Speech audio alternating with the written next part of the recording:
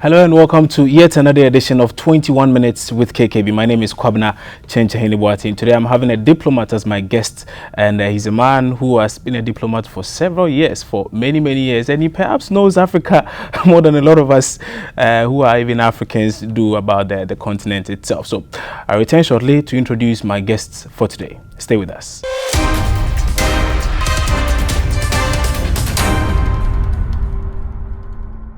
Many thanks for joining us, and my guest for today is the gentleman who represents the United States of America here in Ghana, Ambassador Robert Jackson. Ambassador, many thanks for having us today on, and it's good to see you. It's good to see you. It's good to see you. It's good to see you. I was reading a bit about your profile. God, you seem to have traveled a lot in Africa. You seem to have done a lot here on the continent. How many years? So I first came to Africa in 1985 to Burundi, and Ghana is the seventh African country. Seventh African country. But I've traveled to a total of 33 of the 54. So I feel that I know Africa quite well. I think you know Africa better than I do. So what is it that you see as you travel along these African countries? And of course, you've been here for about 3 years or so. What is it that you notice about the Ghanaian people in comparison to all these countries that you've been to? The Ghanaian people and Ghana are quite exceptional. Whenever I have traveled here for tourism and as I've traveled around the country, I've always found people particularly hospitable. It can't all be good, obviously. You've said a lot of good things about Ghana and the continent as a whole, but I'm sure you may have come across some negatives, of course, about probably the country, the people. There have been issues about corruption and the like. Perhaps maybe you could just touch on maybe one or two things that personally you see as a negative. Well, I think continent-wide corruption remains a major challenge. How about here in Ghana? In Ghana as well. There's definitely been progress with the creation of an Office of the Special Prosecutor, the appointment of Mr. Amidou, but we need to now see him actually prosecute people.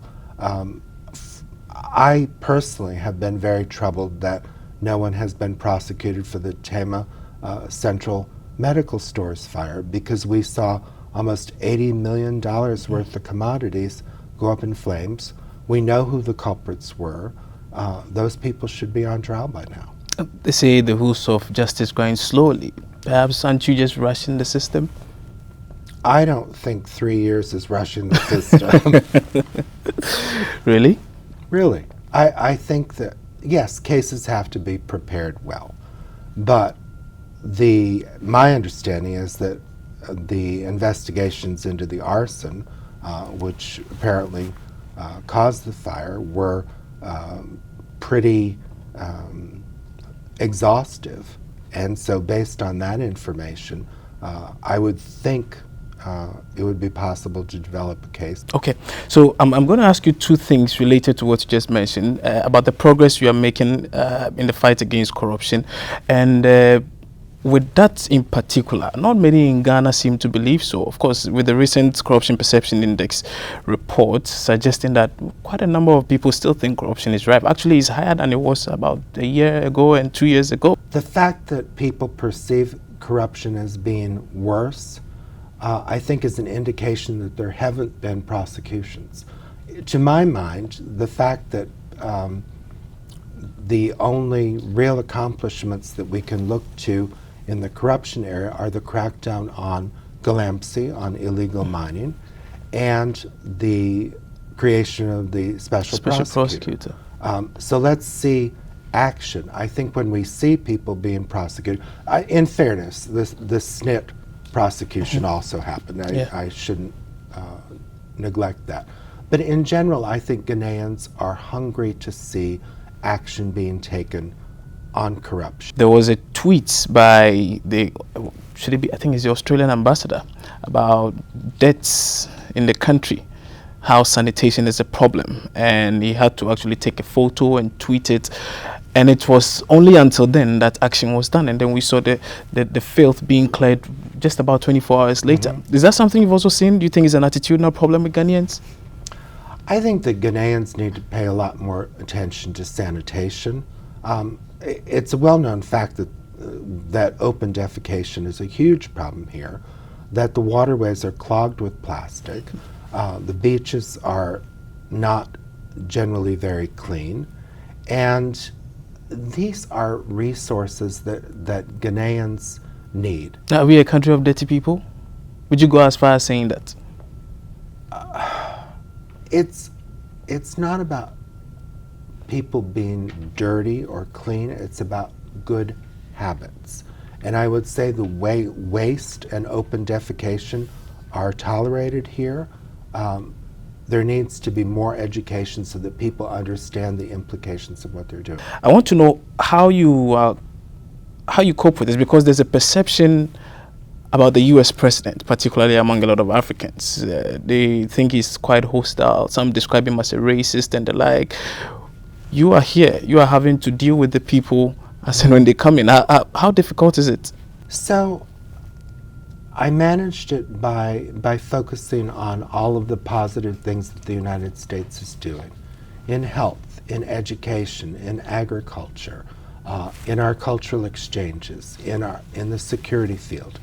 And President Akufo-Addo tweeted a reaction to President Trump's remarks, but he did not ask me to come to Flagstaff House, and I believe that that's because he knows that's not how I feel. So he conveyed his message, and the message was received, and we continue to focus on the very strong and very positive relationships between our two So the countries. president never summoned you to the Flagstaff House? No. Contrary to reports. Have Contrary you spoken to him afterwards? I have. Okay, and did he share any thoughts on this? I'm not going to discuss my exchanges with the president. Okay. I mean, that's fine. But speaking of this, I mean, of course, you will take us to Ghana-US trade relations and the fact that our president is very keen on a country beyond aid, saying that we do not really need aid. If we do need any form of aid, it should be trade. So how do you think we are, for instance, tapping into that? I know there's AGOA and a few other things you could tap into, but do you think Ghana as a country is making enough of this, and are we even likely to really get to the point where we can say, a country beyond aid? I think Ghana will definitely get beyond aid, and I think it will happen sooner rather than later. President Akufo-Addo's vision of one district, one factory may not be realized during his first term, or even his second term if there is one. But the idea is exactly what's needed to get beyond aid. But is that not what successive governments in the country have been doing all along? Is it that Akufo-Addo just came and everything just changed all of a sudden? I don't think it's about Akufo-Addo coming and having changed everything all of a sudden. I do think that he is more visionary than some recent Ghanaian leaders. But Is that to talk about John Mahama? let's just say, I think President Mahama had a vision too. So I want to give President Mahama credit where credit is due. His emphasis was on infrastructure, which is very important. Schools, clinics, hospitals, roads. President Mahama did a lot for this country. Would you say the former president, as John Mahama, laid the foundation for Akufo-Addo to move at this pace? I would say that President Akufo-Addo's focus on the private sector and making the private sector the engine of growth rather than government being the driving force is how I see the difference between the two of them. Both of them had visions for the country. I think President Akufo-Addo's vision of private sector-led growth is likely to create more jobs and propel the economy forward faster than the infrastructure investments. But the infrastructure investments were important. Now, I want us to quickly touch on the security situation in the country. In the past few months, I should say, there have been quite a number of security concerns. Today, for instance, you're told there's a high-profile meeting of security couples with the president. Your citizens in the country, do they feel safe? They do feel safe. Ghana is considered a level 1 threat for for crime and for security broadly on the scale of 4. Okay. So it's at the minimum level. I feel very safe here. But I think Ghanaians have the right to be concerned about recent spectacular robberies, shootings, and the police need more people. They also need more resources. The president promised in his State of the Nation address to provide those resources, and it's going to take a little time to sort that out. The issue of the 2 ex-Guantanamo Bay detainees that were that were brought to the country, and of course it came with its own issues. Ghanaians were not very happy about it. Well, they say we didn't know much about it, we didn't hear anything about it, we just woke up one day and they were here. I was not aware that the Ghanaians had granted refugee status to the 2 ex-detainees until the foreign minister made the announcement. The United States was not consulted at all. Is that the case? We were consulted, but I had not been informed that the actual decision had been made. That's an accurate statement. But let's go back to the issue. So, because Ghana and the United States are good friends, Ghana was one of 59 countries that we asked to accept detainees from Guantanamo who had been through a very rigorous vetting process. One of the complaints that Ghanaians raised, or one of the concerns that Ghanaians raised, was that having these 2 people here might be a security risk. More than 2 years after their arrival, I think we can all say that they have not been a security risk, that no one's aware of what they're doing, which is the way it should be. They have settled into Ghanaian society, they are married, they have children, and they have been integrating themselves into life in Ghana. If they go to another country, that is now an issue between the government of Ghana, the government of another country, and the 2 refugees themselves. The problem a lot of people have is, how do we juxtapose nobility with putting your citizens at risk? But 2 years later, I think we can say that we didn't put the Well, citizens probably it's at because we risk. do not see them. So if they are even perpetrating crimes, how do we know the other ones? So they are under regular surveillance. They are not perpetrating Who monitors them? The security services of Ghana. The Ghana Police Service, for instance. And others. And others. And these are the same people who have not been able to protect the citizenry because, of course, the crime rate is so high. Maybe yet they're spending too much time watching these when they don't need to be watched. I don't think that's the issue. Right. But my point is, no, we are very confident that they have not been a security threat, that they have not been committing crimes, and they've been under surveillance to make certain that there's no threat to the people of Ghana. I'm interested in the eligibility criteria. So how does someone who is deemed to be extremely violent and a threat to the United States, some way, somehow, qualify to be repatriated to be sent to a different country? So let's take the 2 ex-detainees who are here. My understanding is that they were recruited by Al-Qaeda in early 2001. They were recruited in Saudi Arabia. They went to Afghanistan. When the United States invaded Afghanistan to drive Al-Qaeda out in the fall of 2001, both of them were captured. So they had been foot soldiers with Al-Qaeda for a few months, and they then spent the next 14 years in prison.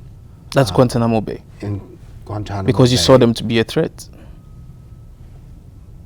We put them in prison because they had been captured on the battlefield fighting for Al-Qaeda. But they could have been in other prisons, not necessarily Guantanamo Bay. Correct.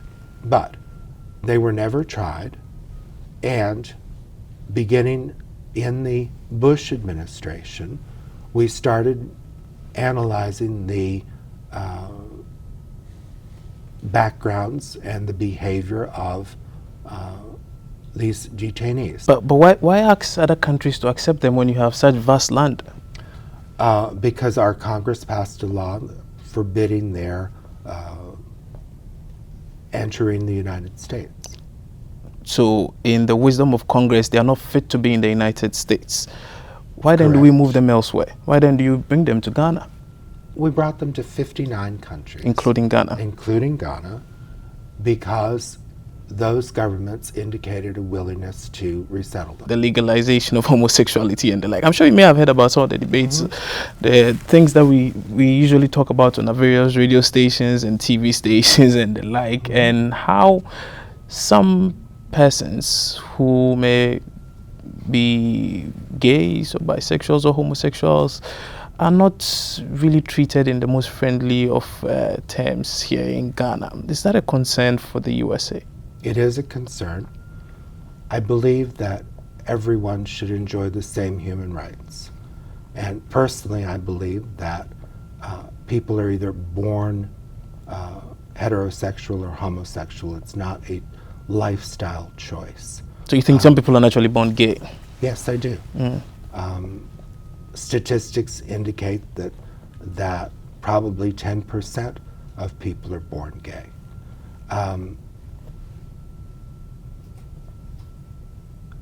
I think there are far more gays in Ghana than Ghanaians realize. Oh, really? Yes. But because of societal attitudes, they keep their sexuality very private. But the United States is not asking anyone to change their religious beliefs or to legalize homosexuality. We're asking that all people be treated the same, that they have the same human rights and the same right to privacy. Some think it's just myopic for anyone to think that because someone doesn't necessarily have the same sexual orientation as him or her, that person should be deprived of certain rights. Is that something you believe in? That is myopic in thinking? I do think it's myopic. I think it reflects a lack of understanding of the science. And that goes to a significant majority of Ghanaians. Yes, and I think that many of those Ghanaians, if they studied the issue, might come to a different conclusion. I know you have a very rigorous system. You do not just allow anybody to enter the United States, of course, and that's understandable. But reactions on social media, sometimes when you go there and you're reading some of the things, it appears a huge chunk of people who turn up here to apply for visas, some for genuine reason, of course. There are a lot of people who may try to sabotage the system, find a way to enter the States for their own personal gains. But some with genuine reason wanting to go to the States, perhaps for a conference, for a program, end up being denied. And then they leave, they have to come back, come pay more money. They leave, they are bounced again, they need to go, come back. And why is that the case? So there are two reasons. Okay. But let's look at them individually. First of all, I want Ghanaians to know that each year, approximately 16,000 Ghanaians are issued visas for travel to the United States for business, education, and tourism. The reason that there is a high bar for showing strong ties to Ghana is because Ghanaians constitute the 5th largest number of people who have overstayed their visas in the United States. Up there with India, China, the Philippines, Russia, which have much larger populations than Ghana does. There are more Ghanaians who are in deportation proceedings right now than people from Mexico or people from Nigeria, which also have larger populations than Ghana. So because almost 7,000 of your countrymen have overstayed their visas or committed crimes in the United States and are subject to, are in some stage of the deportation process, it makes it harder for other Ghanaians to get visas. So they have to show that they have strong ties to Ghana. That is the US law, that they show that they have strong ties to Ghana. People who are young and single in particular have a hard time demonstrating that they have strong ties to Ghana. Older people. So if I came to you today for a visa, it would be more difficult for me to get a visa as compared to someone who is married with children? Is that not discriminatory? No, because your professional qualifications are well known. So we look at everything about the person. But poorer, less educated Ghanaians who are single and young are more likely to overstay their visas. That's just a fact. We ask Ghanaians to pay a processing fee. How much is that? It's approximately 110 US dollars. Okay. Approximately. I don't have the exact figure in my head, but that pays for our costs for security, for name checks, for police checks, for all of the things that are done before we issue someone a visa, and for the time that the officers spend interviewing people.